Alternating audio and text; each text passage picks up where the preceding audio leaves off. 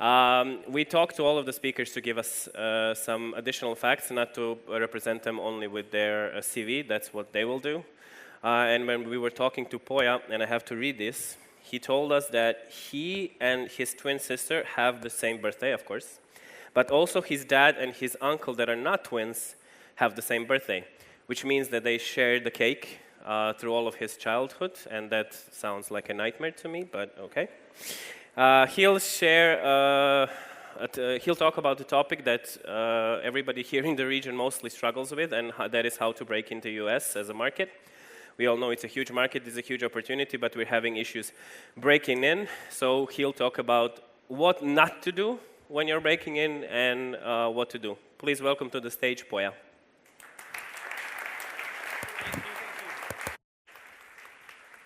Can you hear me?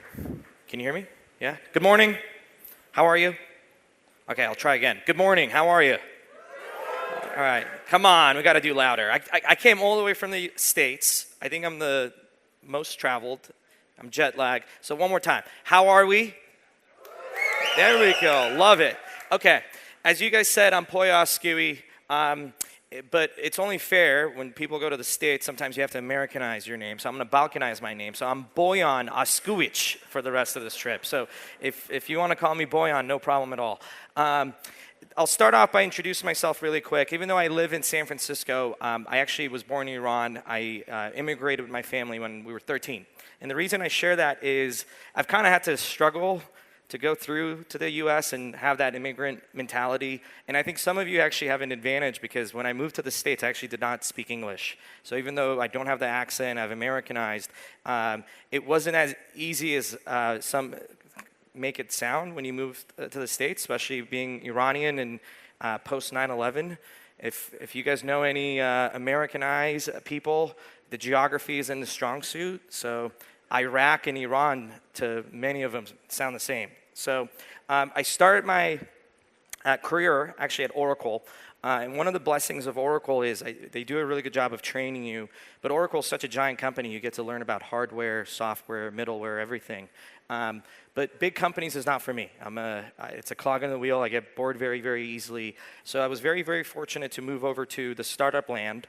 And I've worked for a few different companies and been a part of their journey from 0 to 10. And I think that's like the funnest part because it's like chaos. You got to try different things. You get to learn different things. And at most of these organizations, for good or bad, I was the top rep.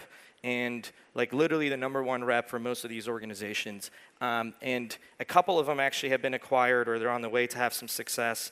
And for whatever reason, most of them were companies out of the States trying to expand into the United States where I was one of the first sales hires. So I'm just going to share some of the learnings there.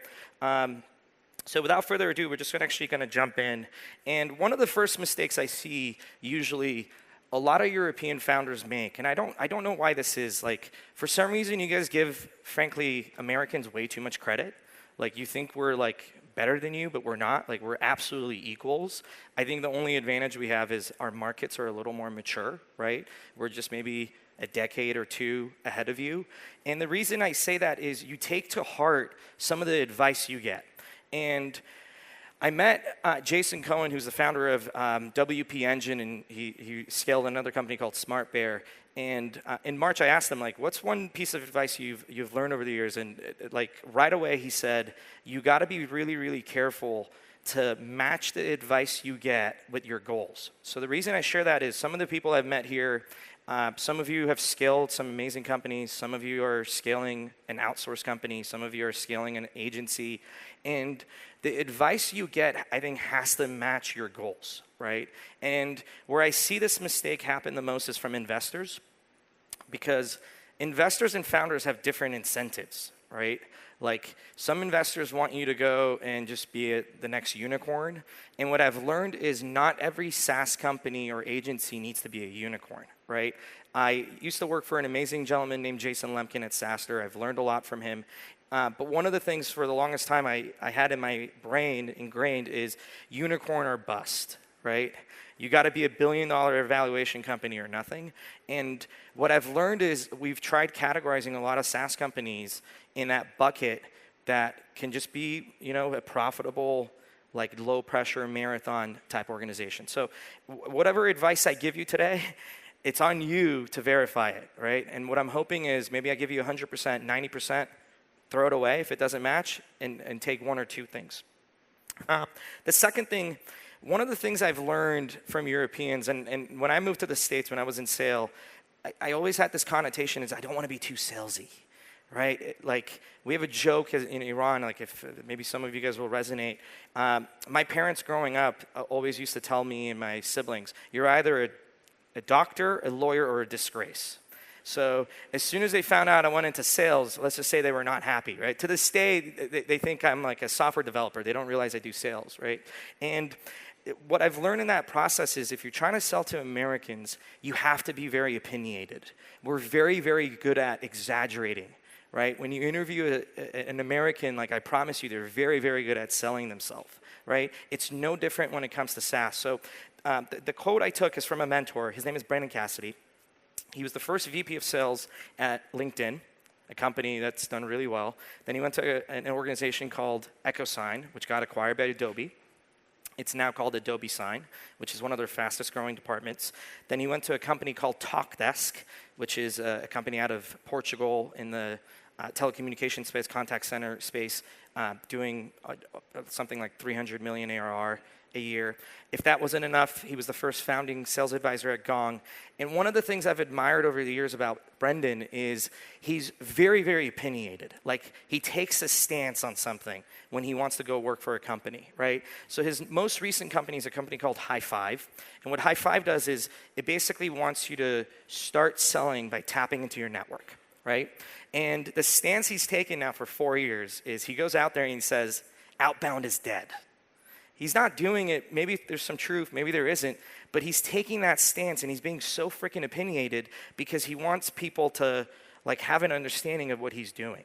And the reason that's important is these companies sometimes I work for, it's become so competitive in every software industry, so competitive. Like the best example I can give you, for some of you that wants to sell into the States, at some point when you go to sell an enterprise, you need to have what's called SOC 2. Right? You need to be SOC 2 compliant. And in 2019, I remember the first company I interviewed at for the sales role was a company called Vanta. Then Tugboat came. I promise you, go Google SOC 2. There's at least 50 vendors that say the same thing, right? So in the early days, you have to take a stance because you have to be memorable. Right? And I promise you, most close loss reasons that happen, it's because the person doesn't realize on the other end what you stand for, right? So you have to take a stance and be memorable, and that's why I think it's so important to have your messaging nailed down. And the framework I like to use is why you, why now, what do you do better than anybody else? So let's dive into a couple of examples. And I think all of this comes down to sales. Yesterday, I did a workshop in Belgrade with the Tenderly team. And for some reason, one of the things I took away from that meeting was either there's a lot of amazing technical founders that don't know how to sell, or they don't want to sell, or there's this connotation that like sales is like just frowned upon. I don't know where it comes from, but I promise you, if you want to scale a company, you got to learn how to sell. Everything we do is sales, right? When you recruit, you're selling. When you are asking for investor money, you're selling. So Andrew Kadeski, who's an amazing founder, he's a second-time founder, and if you're not following him on LinkedIn, I would highly recommend because I think he puts really, really good content out there. One of the things I love from Andrew's experience is no matter what, he always says the most important thing you can do is nail sales and marketing. You have to nail your messaging. And that's, I would say, the biggest differentiator I've learned from second-time founders versus first-time founders is they prioritize sales more than anything right away the second time around, right? So they learn from their experience. The most important thing I want to emphasize on this is from 0 to 1, how many of you are subpar 1 million? Like from 0 to 1, raise your hands. That's it? Don't be ashamed. Come on. Okay, that's a lot of you. So if you think you have to outsource sales, one of the things I learned doing a lot of interviews is there's this connotation in this region that you outsource. And I think that works for engineering, that could work for marketing, that could even work for lead gen. I'm sorry, but for sales in the early days, only you as a founder can do it, right? The best founders I've worked for, they've absolutely emphasized the 0 to 1 and being close to the customer, right? Like, I can't, if there's one thing that I want to emphasize here, is from 0 to 1, the person that owns sales is the founder, right? Because, and I'll explain why, but one of the people I admire is a guy named Vivek. And Vivek and I hung out at an event that I hosted last week. And the thing I absolutely love about Vivek is no matter what product he's launched, in the early days, he's always remained close to the sales. And it drives the salesperson nuts, but like he's always remained close. And there's 2 examples of this I remember. There was a giant bank we sold into in New York in the early days. And I can't name the account, but it starts with gold. And ends with man. And I remember specifically there was one occasion where they gave us a call and they're like, hey, this company's offering what you're offering for like a fraction of the cost, right? Overnight, what Vivek does is he comes up, he's like, hey, I booked us flights without asking. I booked us flights to go meet the Goldman team. And let's get as many people as we can into a meeting. This was on a Friday. We show up on Friday and we go into this meeting and no one shows up. Nobody. Like there's literally one person. I'm like, Vivek, we came this way. Let's stay through Monday and let's beg them to give us a chance. And on Monday, we stay through the weekend. We beg them to come up. And at the next meeting, 8 to 10 people show up. And during this next 90 minutes, our job was just to like rebuttal every freaking objection you can think of. And it was like we're hitting tennis rackets. Like they were throwing objections, we're hitting left and right. And not only the following week did they renew, they did a multi-year agreement with us, right? So my point being is, as the advantage you have as a founder in the early days is your speed, right? The only person that can change the roadmap, that can come up with the messaging, that can tell everybody else what to do is the founder, right? Yes, maybe your sales team does, but when I go to sales and tell marketing what to do or engineering, you know what happens? We fight. It's not fun. The person that can override me is the founder, and they can only have my back if they stay close, right? So no matter what, as you scale, as you go, the biggest advantage you have is speed. And I'm going to share one more example of this. There's a guy named Jens Nylander. He's an amazing, amazing entrepreneur out of Sweden. And I used to work for him at a company called Automile. And what Automile does is GPS tracking. So imagine you're an electrician in the US. You have a fleet of vehicles, right? And what Jens found out is if you have between 0 to 20 vehicles, the current providers in that market were just not the best for you, right? And what he did is he actually moved his family. So he moved him and his 4 kids to Palo Alto, California. And if you guys think you have an accent, let me tell you, like Jens' Swedish accent is thicker than anybody else's I've met. In the first 20 customers, he got himself, not through his network, through cold calling. He actually cold called every single account, right? And then I was very fortunate to meet him through an investor. I ended up working for him. And there was one specific example I remember when I arrived. We didn't really have a playbook. I'm like, look, it's not really scalable just to cold call. So I said, if you don't think the current providers in the marketplace are not good, who do you think are some of the ones that we can like maybe replace? And one of the ones he named is a company called Fleetmatics, which had gone acquired by Verizon. So what I did is I went to the different software review sites, like G2, Trust Radius, you name them, right? And I looked up all the negative reviews, so the 1 and 2 star reviews. And on some of them, you can actually tell who wrote them. You can see the company and who the person is. And I start cold calling them. And I remember one company I cold called, and it was on a Friday. It was a pool company out of Austin, Texas. And I call, I'm like, is Tiffany there? And she picks up, she's like, this is her, like, how can I help? I'm like, look, Tiffany, this is a little awkward, it's a little weird, but I saw this Google review you left on Verizon Fleetmatics. I know you're not happy. I hear that all the time from Verizon Fleetmatics customers. I think I have the perfect solution. If I can send you just 2 GPS trackers, will you promise to give us a chance, right, to see what's possible? We ship it out, she gives it a try. I say, hey, I'm gonna give you a call next week. Right? Let's just go through it, see how your experience is. Give her a call next week. We used to offer like a 7 to 14-day trial. Right away, she's like, I love it. It's simple. I can see where our different cars are. But there's one thing I don't like. And I'm like, what is that? She's like, I can't see the real life traffic. So when you view the car, right, Sometimes if the car is like in a standstill, you want to know, is it moving? Is it not moving? How bad is the traffic? She said, in Fleetmatics, I used to be able to see the live traffic from Google. So I could see if someone is in traffic, idling, are they wasting gas? And she's like, if you can provide that, like, you got the business. Otherwise, we're going to stay with Fleetmatics. I remember I got off the phone, and this is a tiny, tiny little office. We had developers on one side, the sales team on one side. I walk up to Jens. I'm like, Jens, I need to talk to you. He's like, no, leave me alone. I'm like, no, Jens, I need to talk to you.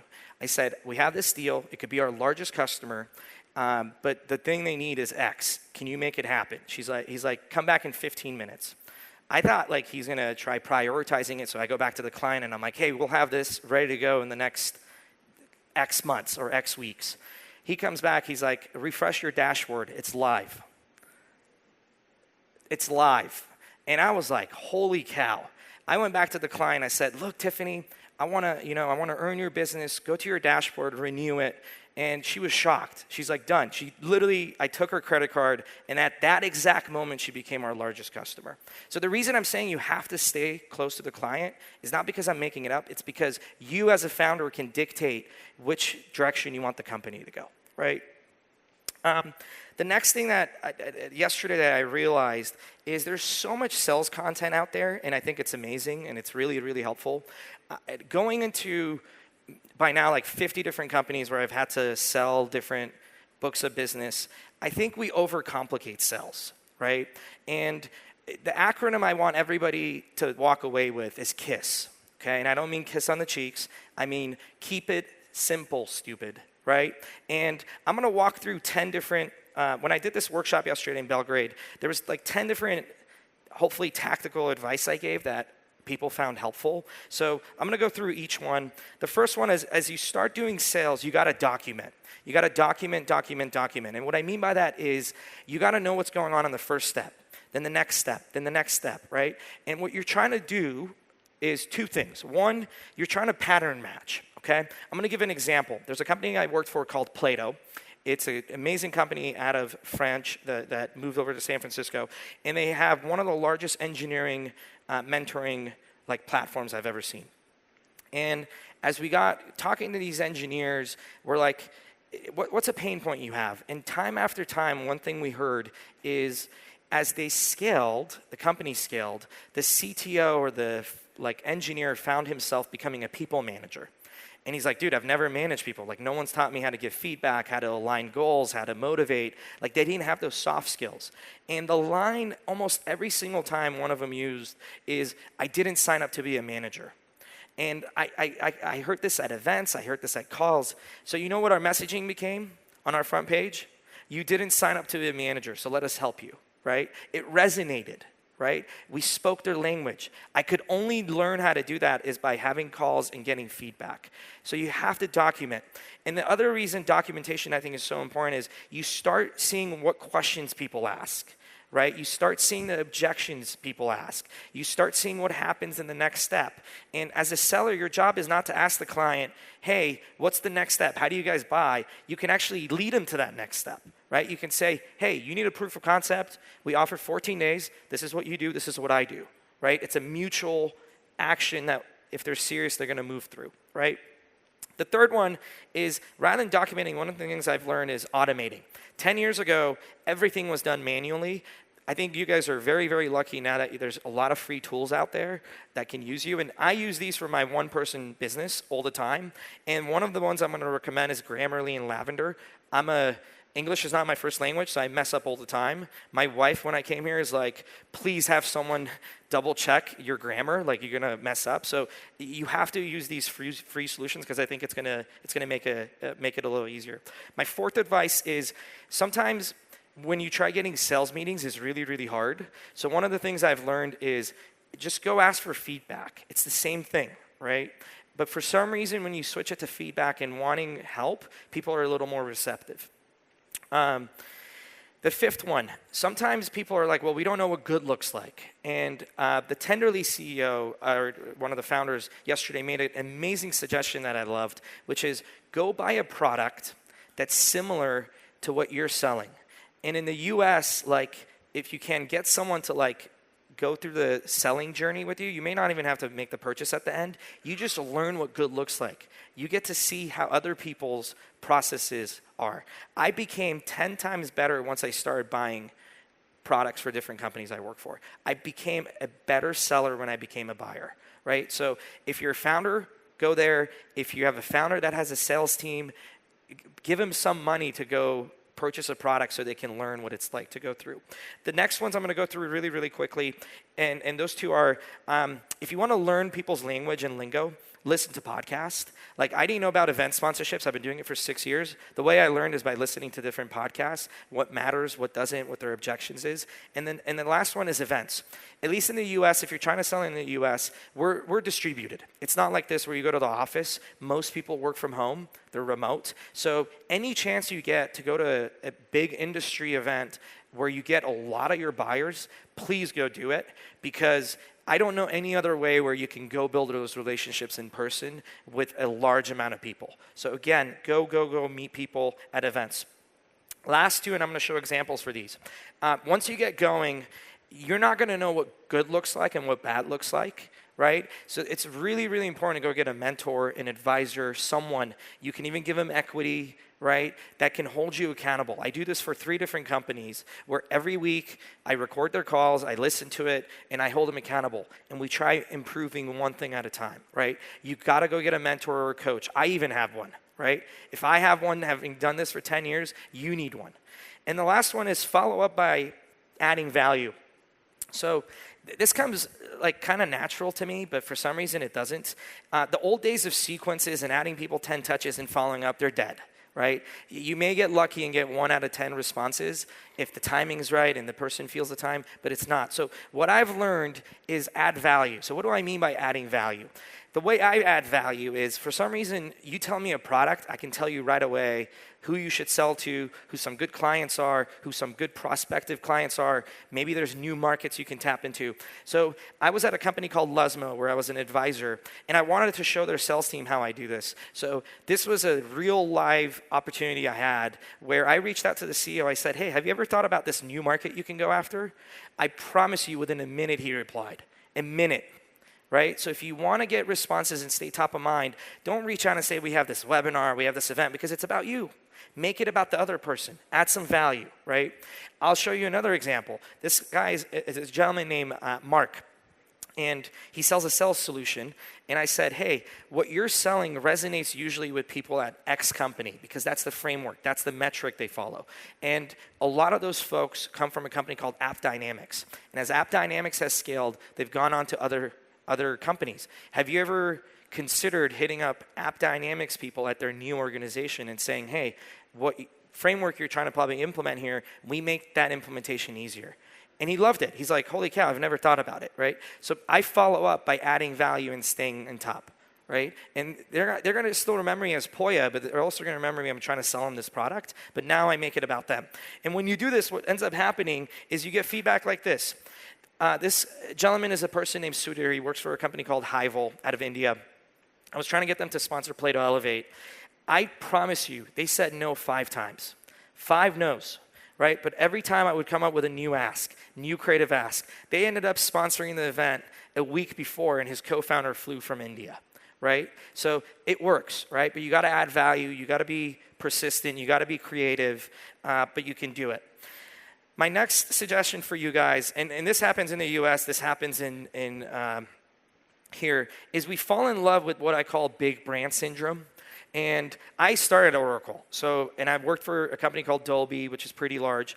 And usually the reps that are the most successful at those companies are folks that sell into their install base. So they usually have some sort of an existing relationship. And that is a much, much easier, or at least different sell, right? Giving them a call because there's an established relationship than what we're all doing here, which is we're trying to sell to someone that doesn't even know us, right? They don't know your brand. They don't know who you are. So I'm not saying don't hire people from here, because some startups I've ever worked at, some of the best hires they've made are from companies like Oracle, like Microsoft. But usually those people are folks that are right out of college, where they get some training. They've been there a year or two, right? And you take them away and you basically let them kind of unleash the beast with your product. So My next few suggestions is just things I've learned. So I used to love being in sales. And one mistake I've made, and I think most people make, is they view sales as not a subscription. Some of the things that you saw in the intro meeting, they talked about churn, they talked about different things. As a seller in the early days, my incentive was to sell and move on. The rest of the experience was on CS, account management, post-sales, right? And the thing you have to think about, SaaS stands for subscription. You don't buy a cell phone bill, and then if for whatever reason they don't have a value, the next week you're going to switch, right? Each month you're going to keep paying your cell phone bill or your internet. It's no different for your software product. So you got to make sure that you're about the renewal game. And I know events is a little different than software, but what I wanted to show you is on the left-hand side, you see the sponsors I got in 2023. And I made a big switch a year ago, which is I said when I sell, I'm going to be the account manager. I'm going to do post-sales. I'm going to do everything. It's way more work for me. But if I'm going to sell, I'm going to be on the hook to making sure they have a really, really good experience, right? On the right, what you see, and I know you can't really see the logos, all but 2 sponsors came back. Coda did the ultimate sponsorship and bought the company. Duplo Cloud upgraded. Everyone else except 2 renewed. And they renewed for different reasons, right? That's pretty freaking impressive. Go talk to anyone else that does event sponsorships. I promise you they're not getting these results. And what's really, really important is get that feedback right away, because depending on the feedback you get, you can see like what the wins are. And this is a team effort, right? So celebrate the wins right away. So this was from the event last week. We gave the feedback on site. We said, hey, if you do this, we give you something in return. And then, more importantly, you want to see what you can improve. So what motivates me is this crap, is how can I get better, right? How can I improve my product? And if you want to compete with me, good luck, because I'm listening to my customer, right? That's the mentality you got to have. And then, last but not least, go long. Be like Leo, and I don't mean handsome. I mean, build a good relationship with him. So I get hit up all the time to go help out with different companies for SaaS conferences. I did $35 million at SaaStanak, so a lot of people want to leverage those relationships. Why did I help Leo? It's not because he's nice. It's not because different reasons. It's because he had good intentions. He built a relationship with me for 2 years. At ChartMogul, he was a rep. He befriended me. We would meet at every event. We got closer. And then back in November, he said, I'm thinking about doing this conference. And he was like, thinking a little small. I said, stop being a fucking pussy and go for it. Go big, right? I motivated him. Sorry for my language, but I said, go big, right? And since then, every single week, I was the one that was being proactive and giving him advice. I was sharing my playbook. I said, hey, here's how I'm selling sponsorships, right? I said, are you thinking about this, right? And I only did that because he friended me for 2 years. So what I'm trying to say is stop being transactional. I was very, very transactional early on in my career, so don't be like me. Right? Go long. And last but not least, enjoy the ride. So these 2 photos, I think, are an amazing analogy for startup land. I don't know why, and I'll just share my story, and hopefully it resonates. My parents escaped Iran when I was very, very young. So I've always had this chip on the shoulders to go work for a tech company or start my own and make my millions and have them retire and have myself retire. And that's the mentality I think a lot of you have. And I'm not saying it's bad. I think it's a great mentality to have. But what I have found, it puts so much pressure that it's never enough, right? I make X amount of money, I always want to make more. I make X amount of money, I want to make more. So my mentality over the last 2 years is, let's just enjoy the journey. I look at it as a journey, not a destination. And the reason I thought these 2 are very, very good examples, 2 days ago, the photo on the left was sunny, beautiful day in Belgrade. I was running everywhere. The one on the right was a rainy day. And as a founder, as a startup CEO, as an executive, as an operator, as an investor, you're going to have cloudy days, you're going to have sunny days, you're going to have days in between. And what makes it enjoyable is knowing that you're in it for the long run. So go long, enjoy the ride. And last but not least, with the time I have, I run a little podcast called Uncharted, and I've interviewed some amazing founders, some amazing investors that I look at as heroes. And the number one piece of advice they've always given me is, one question we ask at the end is like, what's one piece of advice you would give your younger self? The number one, hands down, that comes up the most is, I wish I went for it sooner. I wish I went for it sooner. So the people that, whether it's me or these people, if there's one thing I can leave you with, is it's a mindset. It's about persistence, right? I am no different than you guys. Maybe I'm lucky and I'm in a market that's a little more mature, but that's the big difference. So what I want to leave with you is, why not you, right? If you want to build that unicorn company, that giant agency, why not you? Ask yourself that, why not me? right? So I'm going to leave that. These are the main takeaways. We have some time, and I want to get to Q&As. So I want to thank you guys. It's been awesome to be here, and the rest of the time with the 5 minutes we have, we'll do Q&A. And I only came here to pay it forward, so if I don't answer your questions, I'm going to be around the rest of today. Tomorrow I can't commit to that because I might be hungover, but that's a different story. But today, I want to be around, and I'm here to help you in any way I can.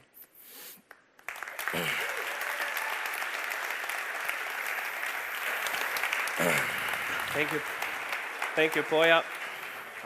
Do we have any questions from the audience? Yes. I answered all your questions yesterday. Hey. Thank you for this great speech and presentation. It was great.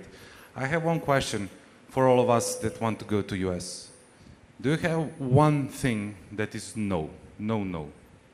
That is completely no, don't do this in US. I think one of the things you need to go, before you jump in, I think you got to go do a trial run. You'll be surprised how often sometimes where you go without doing any research, and I'm like, what the heck were you thinking, right? Like, so before you dive deep, like you got to do a little bit of a research because it's just it's a giant cultural change. And then the other thing I will tell you is before you go, starting to learn the lingo, learn the languages, learning the preference, learning a little bit about the culture makes a difference.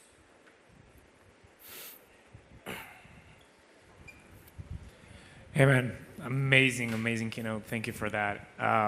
One question about selling into the US compared to selling to, let's say, Europe or whatever, other markets, right? So from my experience, it takes a hell of a lot more activities to get to have success in the US compared to for example, EMEA market. So what has been your experience in that sense when you compare the amount of activities that you have to have to get to a certain level of success in the US, selling to the US? Yeah, so look, I left to come here on Friday, and I work for different companies, and I'm a one-person shop. I've gotten 76 emails with someone trying to sell me something or a LinkedIn message since Friday. So the US market has a giant TAM, but we're also getting bombarded left and right. So my biggest piece of advice is like the games of more is not, it's over. Like do more. Yes, there's some truth to that. But my biggest suggestion is, can you get creative and come up with new ways? Can you do a dinner? Can you follow your users? There's one founder I met yesterday. He had something like 8,000 users. And I'm like, have you ever followed them from when they switch jobs, when they go from one job to the next? Right? So you have to come up with not more activity, but can I come up with new creative ways to get in front of the customer? Appreciate that. Imamo niže dolje.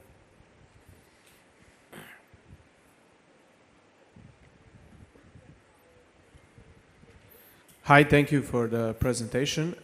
So the culture in Europe and especially in the Balkans is completely different from the US, and the way we communicate is completely different. So what would you advise somebody from the Balkan region, like what does he need to read or listen to in order to figure out a way to create compelling messages for the US customers? Yeah, so look, the tough part about the US also is, US is a giant freaking place. Like I went from Belgrade to Croatia in 4 hours, right? You can't even do that in the US between two states sometimes, right? So like the culture of selling to New York is different to California.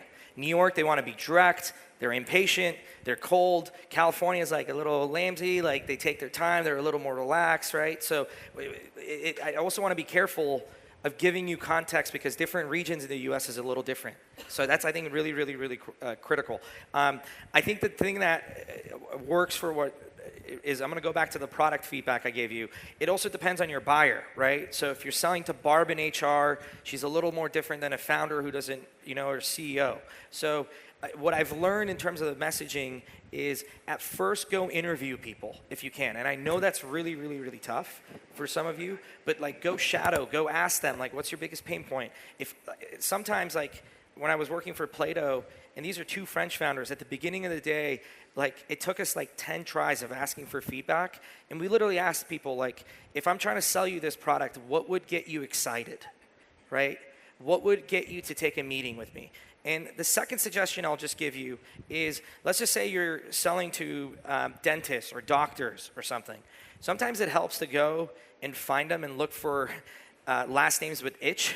So maybe there's like a Serbian or Croatian, you know, like that's one suggestion. And then two, if you're really, really struggling, that's where I think having an advisor, a mediator to communicate with you, like, and paying them makes a big difference. One more question, I think, so we don't. Thanks, Poya, for your presentation. Really valuable insights and the advice.